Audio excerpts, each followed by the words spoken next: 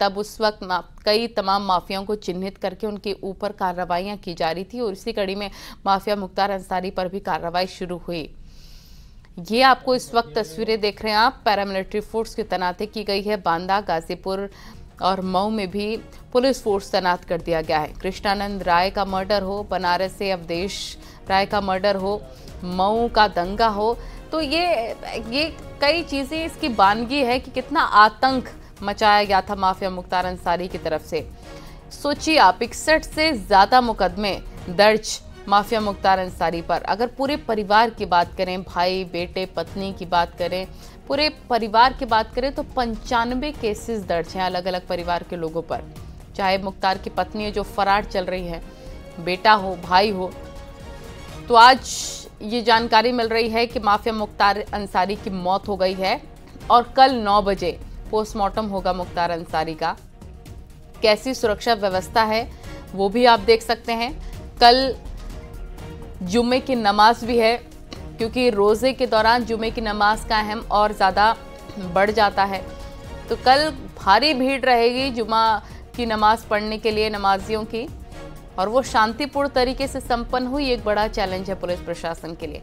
और अभी से ही तैनाती कर दी गई है पुलिस प्रशासन की तरफ से सुरक्षा को लेकर। यही नहीं, सोशल मीडिया पर भी लगातार निगरानी है कि किसी तरह से कोई भी कमेंट या पोस्ट या कंटेंट ऐसा कुछ ना हो जिससे भड़काऊ लगे, जिससे अफवाह फैले। ऐसी कोई भी चीज़ें सोशल मीडिया पर शेयर ना हो, ना पोस्ट हो, इस पर भी लगातार निगरानी रखी जा रही है। बांदा हो, मऊ हो, आगरा हो, फिरोजाबाद हो, गाजीपुर हो, प्रयागराज हो, कासगंज जहां पर उसका भाई पंथ है, बेटा पंथ है, ये सारी चीज़ें अब आप देखकर अंदाज़ा लगा सकते हैं। चप्पे चप्पे पर पुलिस फोर्स की तैनाती सुरक्षा के लिहाज से कर ली गई है। तो माफिया मुख्तार अंसारी की मौत हो गई है और अलग अलग जिलों में धारा 144 लागू हो गई है। उसकी तस्वीरें भी आप देख रहे हैं। माफिया मुख्तार अंसारी मौत की नींद सो चुका है। पूर्वांचल में भी जिसने सबसे ज्यादा दहशत फैलाई, जिस पर 61 से ज्यादा मुकदमे दर्ज हैं, जो कि सरकार पर दबाव डलवाया करता था, पुलिस प्रशासन पर दबाव बनाता था, जेल में रहकर अपने हिसाब से व्यवस्थाएं करवाता था। देखिए, अब जब वो बांदा जेल में बंद था तो उसके परिवार की तरफ से ये आरोप लगाया जा रहा था कि स्लो पॉइजन दिया जा रहा है।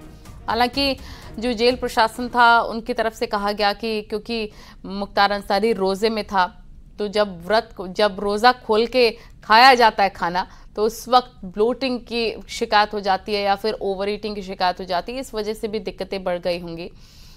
ऋषभ मड़ी हमारे सहयोगी फोन लाइन पर जुड़ गए। ऋषभ, ये अपडेट मिल रहा है कि कल सुबह 9 बजे पोस्टमार्टम होगा मुख्तार अंसारी का, क्या जानकारी?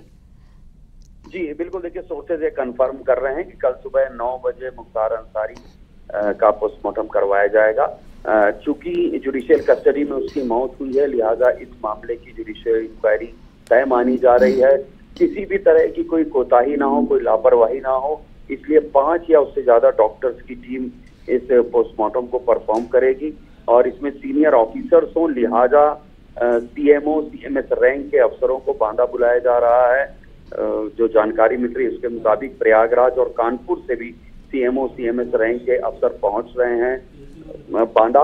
जब वो पहुंच जाएंगे उसके बाद ही सुबह करीब 9 बजे ये पोस्टमार्टम शुरू होगा। अभी रात को सिर्फ 3 डॉक्टर बांदा में मौजूद हैं जो पोस्टमार्टम करते हैं, लिहाजा रात में पोस्टमार्टम कराने का जो प्लान था उसको कैंसिल कर दिया गया है। प्रयागराज कानपुर से स्पेशलिस्ट बुलवाए जा रहे हैं सीएमओ सीएमएस रैंक के, जो भरपूर रोशनी में पूरे लाइट और जो तमाम गाइडलाइंस होती हैं पोस्टमार्टम की, उसको फॉलो करते हुए इस पोस्टमार्टम को किया जाएगा। इसके पूरी वीडियोग्राफी कराई जाएगी ताकि आगे कहीं भी इस पोस्टमार्टम को चैलेंज किया जाए तो किसी भी तरह की उसमें कोई कमी देखने को ना मिले। पोस्टमार्टम के बाद ये शव परिजनों को सौंपा जाएगा और उसके बाद ये मान के चलिए गाजीपुर के लिए ये शव रवाना होगा।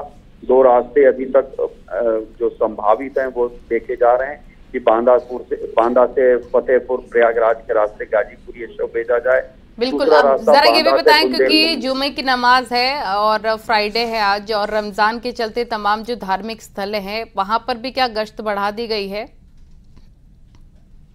पहले से सभी जिला कप्तानों, पुलिस कमिश्नरों को निर्देश जारी कर दिए गए हैं। ये कहा गया है कि जिले में जोन और सेक्टर स्कीम लागू कर दी जाए। जो अहम स्थान है वहां पर QRT फायर ब्रिगेड की तैनाती कर दी जाए। DIG वाराणसी रेंज को तत्काल प्रभाव से गाजीपुर में कैंप करने के निर्देश दे दिए गए हैं। सभी जिलों को local intelligence, social media cell को एक्टिव करने के निर्देश दिए गए हैं। जो हॉट स्पॉट हैं, मिश्रित आबादी के जो इलाके हैं, वहां पर संदिग्ध व्यक्तियों, वाहनों की चेकिंग के निर्देश जारी किए गए हैं। चूंकि रमजान चल रहे हैं, लिहाजा रात धर्म स्थलों के आसपास रात में भी गश्त के निर्देश दिए गए हैं। सुबह की चेकिंग के निर्देश दिए गए हैं। पोस्टर पार्टी चेकिंग, ताकि धर्म स्थलों में कोई आपत्तिजनक भड़काऊ पोस्टर। ठीक है, मैं आपके पास लौट रही हूँ। इस बीच एक बड़ी खबर मिल रही है, गाजीपुर ले जाया जाएगा शव, कालीबाग कब्रिस्तान दफनाया जाएगा। प्रशासन ने कब्रिस्तान का निरीक्षण किया है। मोहम्मदाबाद के कालीबाग कब्रिस्तान में दफन होगा मुख्तार अंसारी का शव। पोस्टमार्टम के बाद ले जाया जाएगा शव। तो ये बड़ी खबर इस वक्त हम आपको बता रहे हैं। लगातार न्यूज़ 18 आपको पल पल की जानकारी, पल पल का अपडेट दे रहा है। ऋषभ मणि, ये जानकारी मिल रही है कि कालीबाग कब्रिस्तान दफनाया जाएगा मुख्तार अंसारी का शव, क्या जानकारी? देखिए, ये बात बताई जा रही है कि वो एक पैतृक कब्रिस्तान है जहाँ पर अंसारी परिवार के लोगों को दफनाया जाता है। लिहाजा वहां पर उसको दफन किया जाएगा, इस बात की जानकारी मिल रही है। पुलिस प्रशासन वहां मौके पर पहुंच रही है और ये कोशिश कर रही है कि वहां पर इस तरह की सुरक्षा व्यवस्था रखी जाए, इस तरह के इंतजाम रखे जाएं, ताकि जो धार्मिक रीति रिवाज होते हैं उसके मुताबिक उसको मुख्तार अंसारी के शव को सुपुर्द खाक किया जा सके। और आसपास सुरक्षा की दृष्टि से एहतियात के तौर पर चूंकि पुलिस बलों को भी तैनात किया जाएगा, तो ऐसे स्ट्रेटेजिक पॉइंट देखे जा रहे हैं जहां पर पुलिस बलों को तैनात किया जाए। ये भी देखा जा रहा है कि ये भी कोशिश की जा रही है कि भीड़ को कैसे एक व्यवस्थित तरीके से वहां तक ले जाया जा सके। तो ऐसे तमाम इंतजामात को देखने के लिए पुलिस प्रशासन के अधिकारी कब्रिस्तान पहुंचे हैं और ये कवायद की जा रही है कि सुचारू तरीके से मुख्तार अंसारी के शव को सुपुर्द खाक किया जाए। बने रहे हमारे साथ। राजीव भी हमारे साथ लखनऊ से लगातार जुड़े हुए हैं और ऋषभ जो कि बांदा के रास्ते में है, अब बांदा पहुंचने वाले हैं। रात लगभग 2:30 बजे मुख्तार का परिवार भी बांदा मेडिकल कॉलेज पहुंच जाएगा और बताया ये जा रहा है कि पोस्टमार्टम अब कल सुबह ही मुमकिन हो सकेगा, क्योंकि 5 डॉक्टर्स के पैनल को पोस्टमार्टम करना है और इस वक्त बांदा में 5 में से सिर्फ 3 डॉक्टर मौजूद हैं जो कि पोस्टमार्टम कराते हैं, यानी कि डॉक्टर्स की संख्या पूरी नहीं है। तो ऐसे में ये अब तय माना जा रहा है कि पोस्टमार्टम तो कल सुबह ही होगा, जिसके बाद शव सुपुर्द कर दिया जाएगा परिवार के और परिवार गाजीपुर लेकर जाएगा पार्थिव शरीर को, जहां पर अंतिम संस्कार होगा। तो बड़ी खबर इस वक्त, और हमारे सहयोगी राजीव इस वक्त हमारे साथ जुड़े हुए हैं। राजीव बोलिए। देखिए, यकीनन क्योंकि अगर मुख्तार अंसारी के परिजनों की बात करें तो उनको पहुंचने में ही 2:30 बजे का वक्त लग जाएगा और उसके बाद सीधे उनको पोस्टमार्टम हाउस ले जाया जाएगा, जहां सबसे पहले मुख्तार अंसारी का जो शव है वो दिखाया जाएगा और उसके बाद पंचनामे की प्रक्रिया शुरू होगी। पंचनामे की प्रक्रिया में भी काफ़ी वक्त लगता है, उसमें भी करीब 1.5 से 2 घंटे का वक्त लगता है। उसके बाद ही वो पोस्टमार्टम के लिए आगे प्रोसीड किया जाता है पेपर। तो कुल मिलाकर सुबह तब तक हो चुकी होगी और ऐसे में क्योंकि मुख्तार अंसारी विधायक रहे हैं, हाई प्रोफाइल मामला है, इसीलिए और पहले भी मुख्तार अंसारी के ये परिजन आरोप लगा चुके हैं कि उनको स्लो पॉइजन दिया जा रहा था, उनको उत्पीड़न किया जा रहा था।